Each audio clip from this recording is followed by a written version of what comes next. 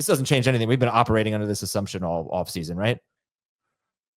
For the most part, yeah. I think really what this is about, and I'm sure you guys touched on this, is the receivers there and the playmakers. And the Jonnu Smith story is still out there. There was Jonnu's agent, Drew Rosenhaus, does a weekly spot on a South Florida TV station, and he said that the situation is still fluid, I believe was his quote.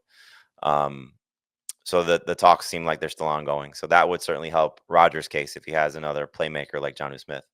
But really can he make DK Metcalf into a superstar? I'm sure you argued for that, Adam. Yeah, well, not a superstar, no. Well, 5. Help his fantasy value with the potential of being the number one guy for Aaron Rodgers. And this makes Pat Freiermuth more interesting if he's the tight end there. Their number 2 receiver right now is Robert Woods. I mean, that's how gross this receiving core is. Maybe Roman Wilson steps up. Maybe Calvin Austin steps up. Robert Woods right now is the guy that could be starting for them. And that just kind of shows you where this receiving core is. It's still Arthur Smith. I don't think this is going to be Rodgers walking in and doing what he typically does, which is run everything, because he typically has, the control of the offense coordinator, or at least the ear of the offense coordinator. So my guess is that, you'll get value from Rodgers in super flex and 2 quarterback leagues, but in 1 quarterback leagues, like even in great matchups, even in these revenge games, because they're on a, seemingly on a revenge tour almost every week for him. I can't see a lot of people trusting him at this point.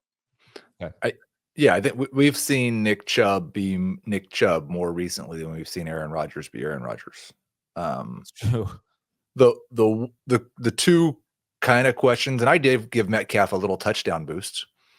The 2 things Rodgers has done is heavily target his number 1 wide receiver and produce a touchdown rate that is better than his other efficiency stats. So you hope that Metcalf's always been a red zone target, no matter who he's played with.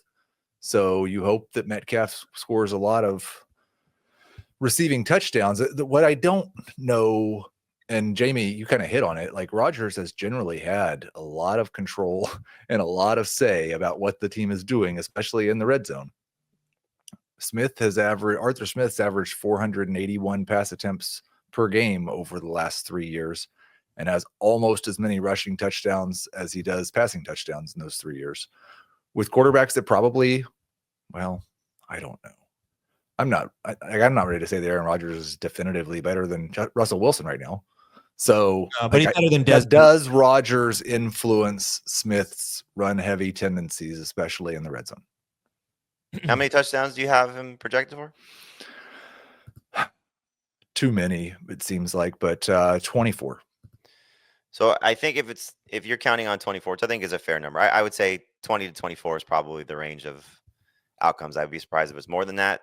Maybe 18 is the low, but like, who's catching touchdowns for them? Like, that's the thing. It's like there'll be the combination of tight ends, assuming Jonnu Smith doesn't go there. There'll be the combination of tight ends. Freiermuth will probably have 8, would be my guess, if things go great for him. I mean, Metcalf could have 10 touchdowns. Wouldn't shock me.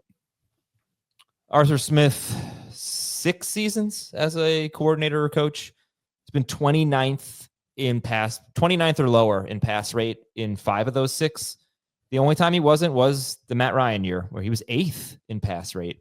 But they had bad running backs that year. They had Mike Davis and Cordell Patterson. So he's a run-first coach. We know that.